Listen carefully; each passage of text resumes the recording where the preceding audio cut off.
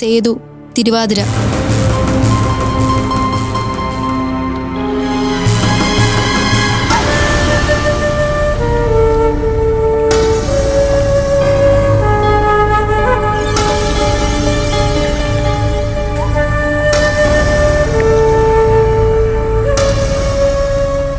അവന്റെ പേരിൽ ആരാ ബലിയിടുന്നത് മോളെ? അതൊന്ന് കഴിയട്ടെ കുട്ടിച്ച, നമുക്ക് ചോദിക്കാം.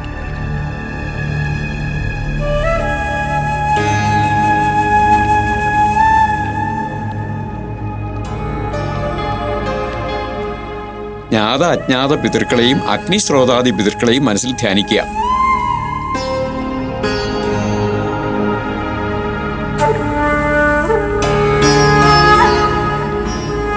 ദർഭ ഊരി കെട്ടഴിച്ച് ഇരയിൽ വെക്കുക. പുഴയിലേക്ക് ഇറങ്ങി പിറകോട്ടിട്ട് വേണമെങ്കിൽ മുങ്ങി വരാം.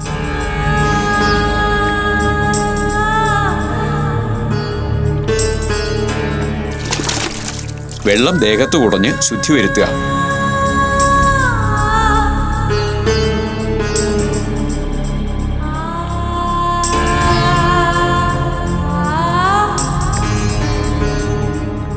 അരയിൽ കെട്ടിയിരിക്കുന്ന തോർത്തഴിച്ചോളൂ. വേണമെങ്കിൽ തോളിലിടാം. പോയി തൊഴുതോളൂ.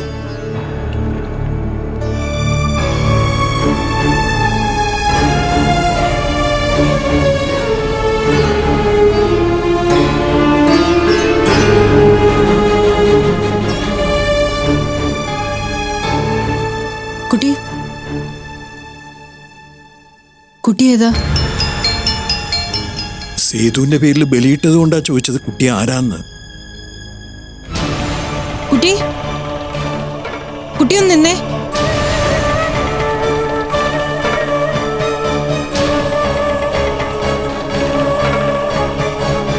കുട്ടി, കുട്ടി ഒന്ന് നിക്ക.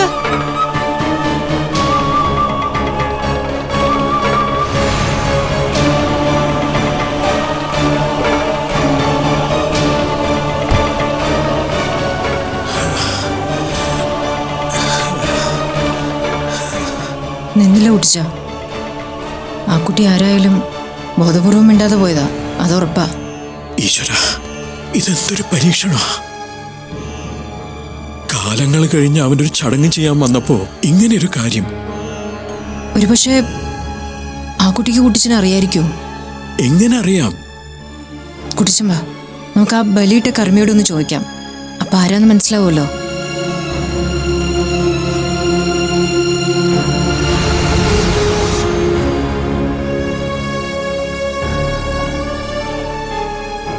ബലിയിടാനാണോ?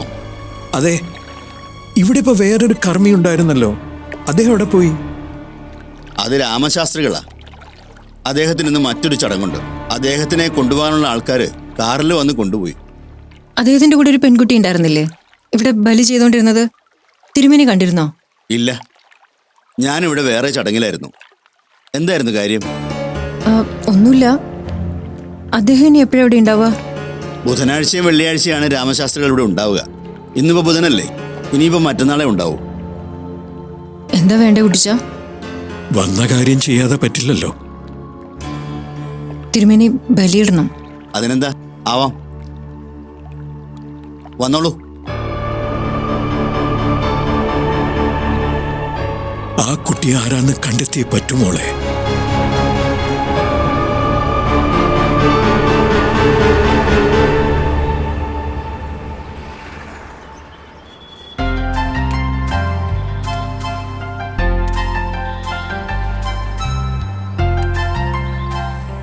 ഇതെന്താടാ ഈ നേരത്ത്? എങ്ങോട്ടെങ്കിലും യാത്രയാണോ നിങ്ങൾ? അതുകൊള്ളാലോ. യാത്ര വയ്ക്കാൻ വേണ്ടി മാത്രമാണോ ഞങ്ങൾ അച്ഛനെ കാണാൻ വരുന്നത്? അതല്ല, രണ്ടുപേരുടെ മുഖത്ത് നല്ല തെളിച്ചമുണ്ടല്ലോ. അപ്പൊ പിന്നെ ഇനിയിപ്പോ ഒരു കറക്കമാകാമെന്ന് തീരുമാനിച്ചെന്നാണ് ഞാൻ കരുതി. ഏയ്, അതൊന്നുമല്ല. സ്നേഹിക്ക് വളരെ സീരിയസ് ആയിട്ട് ഫാദറിനോട് എന്തോ സംസാരിക്കാനുണ്ടെന്ന്. സീരിയസ് ആയിട്ടോ? ഫാദർ പേടിക്കൊന്നും വേണ്ട, ഞങ്ങൾ തമ്മിൽ പുതിയ പ്രോബ്ലംസ് ഒന്നും ഉണ്ടായിട്ടില്ല. സ്നേഹയുടെ ഫ്യൂച്ചറിനെ കുറിച്ചുള്ള ഡിസ്കഷനാ. ഞാനിപ്പോ ജീവിതം ഒന്ന് ക്രമപ്പെടുത്തിയാ. കാര്യം MBBS ഒക്കെ കഴിഞ്ഞു. എനിക്ക് വേണമെങ്കിൽ ആ പ്രൊഫഷൻ ചൂസും ചെയ്യാം. പക്ഷേ എന്തോ അതിലേക്ക് വീണ്ടും ചിന്തിക്കാൻ എനിക്ക് പറ്റുന്നില്ല. അതൊക്കെ ആ ടച്ച് വിട്ട് വെറുതെ ഇരുന്നുകൊണ്ടാ. ഒന്ന് അറിഞ്ഞ് ശ്രമിച്ചാൽ ഹയർ സ്റ്റഡീസിന് പോകാനോ പ്രാക്ടീസിന് പോകാനോ ഒക്കെ പറ്റും, അല്ലടാ? ഞാനത് പറഞ്ഞു. ഹെൽപ്പ് ചെയ്യാൻ ഞാനും മൈഥിലി മാമൊക്കെ ഉണ്ടല്ലോ. പക്ഷെ എത്ര പറഞ്ഞിട്ടും തീരുമാനത്തിൽ മാറ്റമൊന്നുമില്ല. പിന്നെന്താ മോൾ ഉദ്ദേശിക്കുന്നത്? അച്ഛൻ ആവശ്യത്തിന് സമ്പാദിച്ചു വെച്ചിട്ടുണ്ട്. അരുണിനാണെങ്കിൽ നല്ല ജോലി ശമ്പളവും ഉണ്ട്. വീണ്ടും എന്തിനാ ഫാദർ ഒരു സമ്പാദ്യം ഇപ്പോ? അത്ര വലിയ ആഗ്രഹങ്ങളൊന്നും എനിക്ക് അരുണിന് ഇല്ലല്ലോ. അപ്പോ എന്തെങ്കിലും നല്ല കാര്യം ചെയ്യണമെന്ന് തോന്നി. അതിനാ എനിക്ക് സമ്മതം വേണ്ടേ? എനിക്ക് മനസ്സിലായില്ല.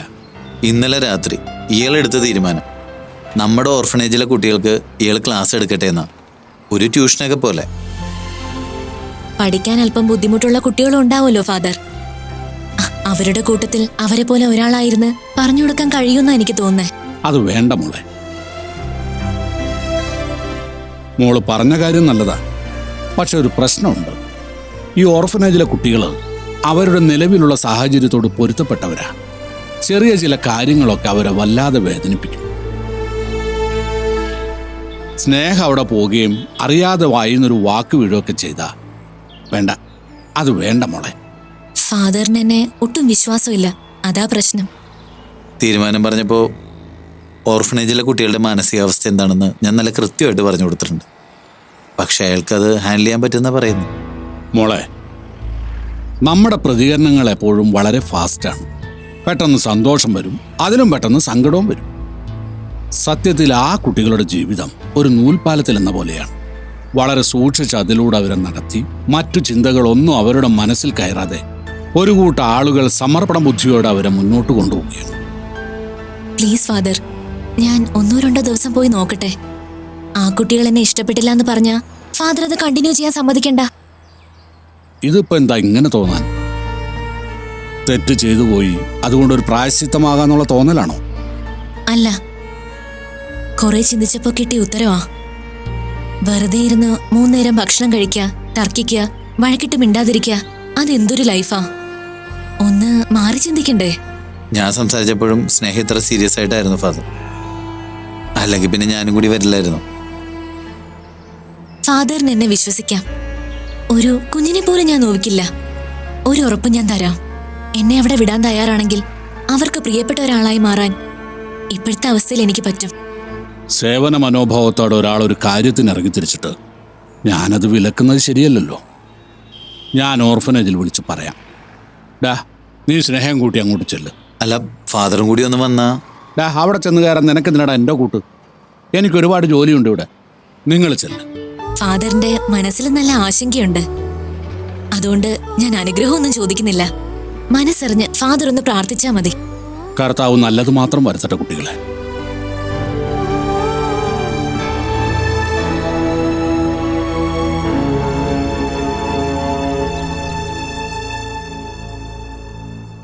ചടങ്ങുകളൊക്കെ നന്നായിട്ട് നടന്നോ അമ്മേ?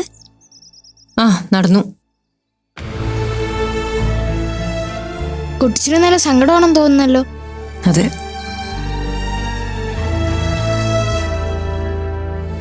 ആ, ചടങ്ങൊക്കെ നല്ല രീതിയിൽ നടന്നോ? തിരക്കുണ്ടായിരുന്നോ?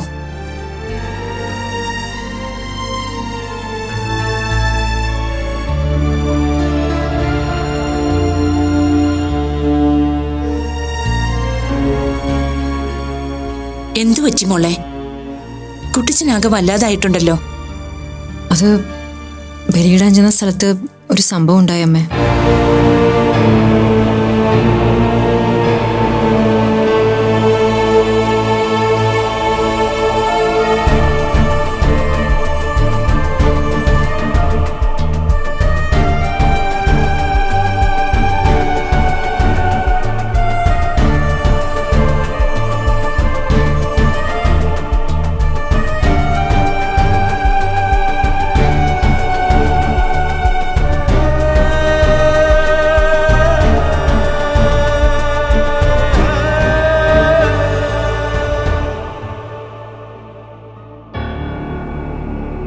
കുട്ടിച്ച, ഏതാ കുട്ടി? നമ്മുടെ സേതുവിനെ തന്നെയാണ് ബലിയിട്ടതെന്ന് ഉറപ്പാണോ? അറിയില്ലടോ. സേതു തിരുവാതിര നക്ഷത്രം അങ്ങനെ പറഞ്ഞത് വ്യക്തമായിട്ട് കേട്ടു. ചോദിച്ചപ്പോ കൺമുന്നിൽ നിന്ന് ഒളിച്ചോടുന്നത് പോലെ ഒരു പോക്ക്. ഞങ്ങൾ കുറെ ശ്രമിച്ചു അമ്മേ, പക്ഷെ സാധിച്ചില്ല. അങ്ങനെ ഒരാൾ ആരായിരിക്കും? ഇനി അവന്റെ കൂട്ടുകാരാരെങ്കിലും ചെയ്യിച്ചതായിരിക്കോ? നമ്മൾ അറിയാത്ത അവന് വേണ്ടി ബലിയിടുന്ന കൂട്ടുകാരാരാ? ഇതുവരെ നമ്മൾ കാണാത്തവരോ? ഏയ്, അമ്മ, അച്ഛനോട് ചോദിച്ചാൽ അറിയാൻ പറ്റില്ലേ? വേണ്ട, സാരംഗിനോട് ചോദിക്കണ്ട. യാഥാർത്ഥ്യത്തിനെതിരെ അവൻ പറയൂ. വെറുതെ എന്തിനാ ഒരു പരീക്ഷണത്തിന് നിൽക്കുന്നത്? വല്ലാത്തൊരു ഷോക്കായി പോയി. ഇത്രയും കാലം നമ്മൾ പോയില്ല, പക്ഷെ പകരം അവിടെ ഒരാൾ എത്തുന്നുണ്ടായിരുന്നു എന്നാണോ നമ്മൾ കരുതേണ്ടത്? മോനെ സേതു, ഞങ്ങൾ എന്താണ് ചെയ്യേണ്ടത്?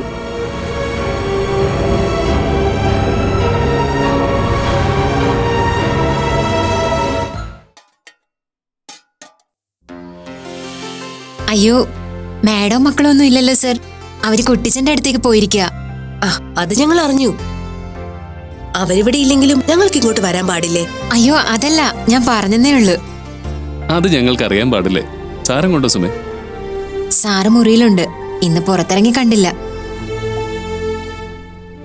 മാഡം ഇന്ന് വേണമെങ്കിൽ എന്നോട് പൊക്കോളാൻ പറഞ്ഞതാ. അവിടെ വീട്ടിൽ നിന്ന് എല്ലാരും ഒരു കല്യാണത്തിന് പോയതുകൊണ്ട് ഞാൻ പോയില്ല. ഒരു ദിവസം മിസ്സായാലും സുമയ്ക്ക് കുഴപ്പമില്ല. പകരം ഒരു ദിവസം കൂടി ചോദിച്ചാൽ മതി മൈഥിലിയോട്. അതിന്റെ ആവശ്യമൊന്നുമില്ല. എന്റെ എല്ലാ കാര്യങ്ങളും മാഡം അറിഞ്ഞു തന്നെ ചെയ്യുന്നുണ്ട്. പിന്നെന്തിനാ പകരം ചോദിക്കലും കള്ളം പറച്ചിലും ഒക്കെ? സുമേ, സാരെങ്കിനൊന്ന് വിളിക്കാവോ? അത് പിന്നെ ഞാൻ ചെന്ന് വിളിച്ച ദേഷ്യപ്പെട്ടാലോ? എന്നാ പിന്നെ ഞാൻ തന്നെ വിളിക്കാം. കുടിക്കാൻ എന്തെങ്കിലും എടുക്കട്ടെ?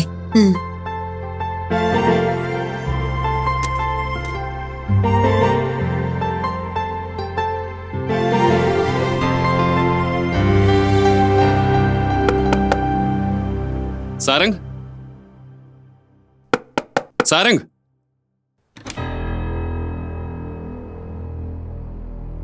എന്താടോ? എന്റെ കൂടെ അനാമികയുണ്ട്. അതിന് ഞാനെന്ത് വേണം? താനിങ്ങനെ ഒരു പരിചയമില്ലാത്ത രീതിയിൽ സംസാരിക്കരുത്. ഞങ്ങൾക്ക് തന്നോടൊരു കാര്യം പറയാനുണ്ട്. ഒന്ന് വന്നാല്. ആ, ഞാനിപ്പോ വരാം.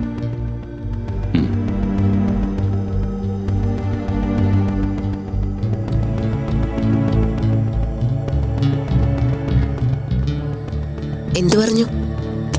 അത്ര താല്പര്യത്തിലൊന്നുമല്ല, വരാന്ന് പറഞ്ഞു. രഞ്ജിത്ത്, നമ്മൾ കാര്യം പറയുന്നു. അതിന്റെ റിസൾട്ട് പോസിറ്റീവ് ആയാലും നെഗറ്റീവ് ആയാലും അധിക സംസാരത്തിലൊന്നും നിൽക്കണ്ട.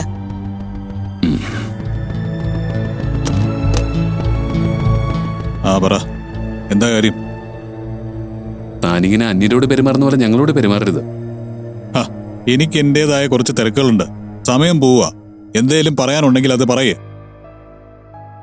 ഒരു കൺസ്ട്രക്ഷൻ കമ്പനി തുടങ്ങുന്ന കാര്യം ഞാൻ തന്നോട് പറഞ്ഞിരുന്നില്ലേ? ഒരു പേരിന് വേണ്ടി ഞങ്ങൾ ഒരുപാട് ആലോചിച്ചു. അവസാനം കണ്ടെത്തി. AR constructions. അനാമിക രഞ്ജിത്ത്. എങ്ങനെയുണ്ട്? കൊള്ളാവോ?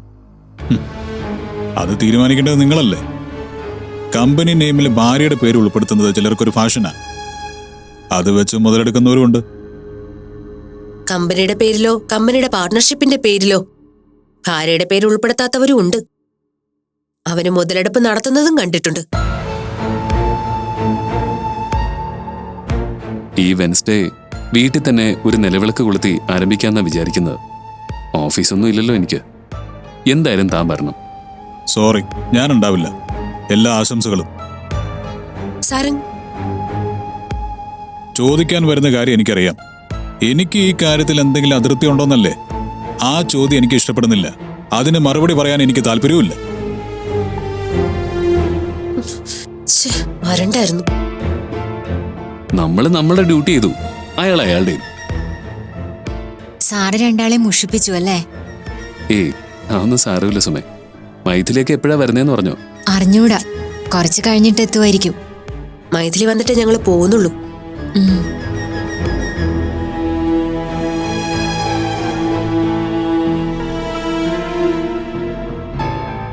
അതേ പേരും അതേ നാളും മറ്റൊരാൾക്കായിക്കൂടെ എന്ന് ചോദിക്കുന്നത് സ്വാഭാവികമായൊരു ചോദ്യമാണ്. പക്ഷേ പെട്ടെന്ന് കേട്ടപ്പോൾ മനസ്സൊന്ന് വല്ലാതെ പിടഞ്ഞു. അത് അതാണ് അലക്സിനെ ഒന്ന് വിളിക്കാന്ന് കരുതിയത്. അപ്പോ തനിക്ക് ധാരണയൊന്നും ഇല്ല അല്ലേ? ശരി, ഞാൻ തന്നെ പിന്നെ വിളിച്ചോളാം. അലക്സ് അമേരിക്കയിലാ. സേതുവിന്റെ സൗഹൃദത്തിൽ ഉണ്ടായിരുന്ന ഒരാളാ.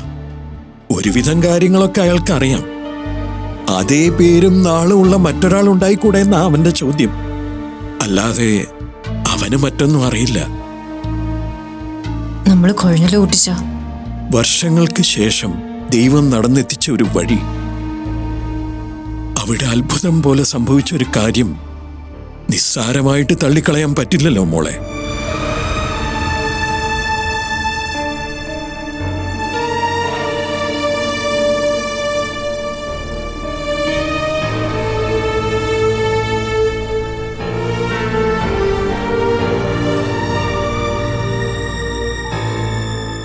അമ്മുമ്മേ, അത് ശരിക്കും ആരായിരിക്കും?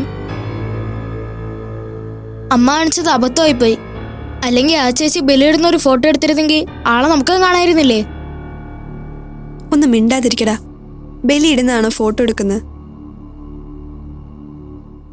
കുട്ടിച്ചന്റെ അമ്മമ്മയുടെയും ബന്ധുക്കൾക്ക് ആർക്കെങ്കിലും അങ്ങനെ ചെയ്തുകൂടാന്നുണ്ടോ? ബന്ധുക്കൾ വളരെ കുറച്ചേ ഉള്ളൂ.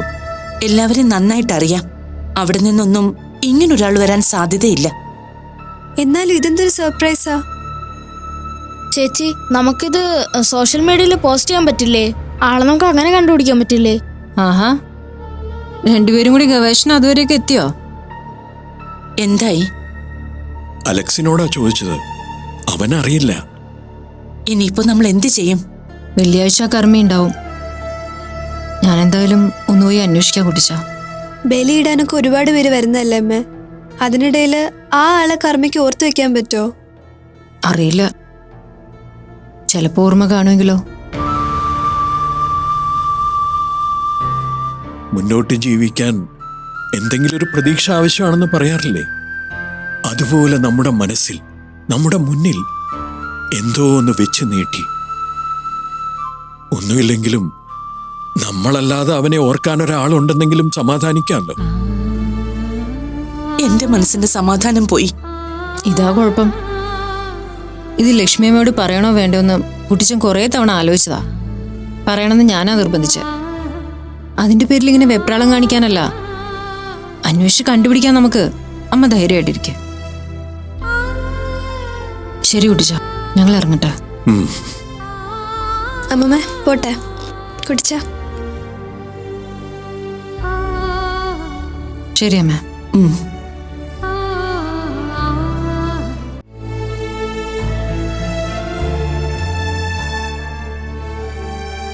ലക്ഷ്മിയുടെ ചോദ്യങ്ങൾക്ക് ഇനി അറുതിയുണ്ടാവില്ല.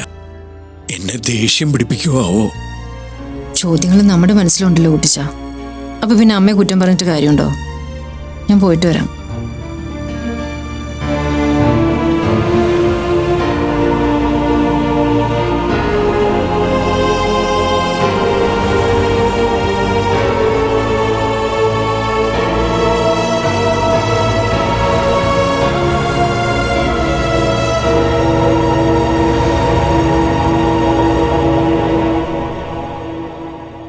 അത്ഭുതപ്പെടുത്തുന്ന സംഭവമാണല്ലോ. അതെന്താ ആ കുട്ടി ഒന്നും മിണ്ടാതെ പോയത്? അതിലെന്തെങ്കിലും സത്യമുണ്ടോ? അറിയില്ല. സേതുവിന്റെ പേരും നാളും പറഞ്ഞ് ബലിയിടുന്നത് ഞാനും കുട്ടിച്ചനെ നേരിട്ട് കണ്ടതാ. ഇതിലെന്തെങ്കിലും സത്യം ഉണ്ടോ എന്നൊക്കെ ചോദിച്ചാ ഒന്നും മിണ്ടാതിരിക്കാനേ ഇപ്പൊ എന്നെ കൊണ്ട് പറ്റൂ. മൈഥിലി, നമ്മൾ ചില കഥകളൊക്കെ കേട്ടിട്ടില്ലേ? മുത്തശ്ശിനെ മുത്തശ്ശി അന്വേഷിച്ചു വരുന്ന ചില പേരക്കുട്ടിയുടെ. അതുപോലെ എന്തേലും ആവോ? താൻ എന്തേ പറയുന്നത്? അതിനൊന്നും ഒരു ചാൻസ് ഇല്ല. എല്ലാ പോസിബിലിറ്റീസും ഞങ്ങൾ ചിന്തിച്ചു, ഒരിടത്തും എത്തുന്നില്ലെന്നേ. കാര്യമെന്ന് പറഞ്ഞപ്പോ ലക്ഷ്മിയമ്മയുടെ ചില ചോദ്യങ്ങള്, പ്രതീക്ഷയുടെ ഉള്ള നോട്ടം, സത്യം പറഞ്ഞാൽ സഹിക്കാൻ പറ്റില്ല. അമ്പലത്തിലേക്ക് പോകുമ്പോൾ പോലും സേതുവിനൊരു തലമുറ ഉണ്ടായിരുന്നെങ്കിൽ എന്ന് കുട്ടിച്ചൻ പറഞ്ഞു. എന്താ പറയാ, ഈ പറഞ്ഞത് അറം പറ്റാന്നൊക്കെ പറയില്ലേ, അതുപോലെ. അത് വിട്, അതിനിപ്പോ പിന്നെ സംസാരിക്കാം. എടോ, കമ്പനിക്ക് പേരായി. എന്താ കേക്കട്ടെ? AR, അനാമിക രഞ്ജിത്ത്. അത് കൊള്ളാം. ഇപ്പൊ സ്ത്രീകൾക്ക് റിസർവേഷനൊക്കെ ഉള്ളതാണല്ലോ. അനാമിക കോളടിച്ചല്ലോ. ഓ പിന്നെ ഇന്നു മുതൽ ഞാനങ്ങ് കോടീശ്വരിയാവാൻ പോവല്ലേ. ചെറുതോ വലുതോ ആവട്ടെ, എടുത്ത തീരുമാനം നല്ലതാ. ഭാഗ്യദോഷത്തിന് ഞങ്ങൾ ഈ പേര് പറഞ്ഞത് ആദ്യം സാരംഗിനോടാ. എന്നിട്ട് എന്തു പറഞ്ഞു? എന്താ പറയുക, ഭാര്യയുടെ പേര് കമ്പനിയുടെ പേരായി ചേർക്കുന്നൊക്കെ ചില പുരുഷന്മാരുടെ ജാടയാണെന്നൊക്കെ പറഞ്ഞു.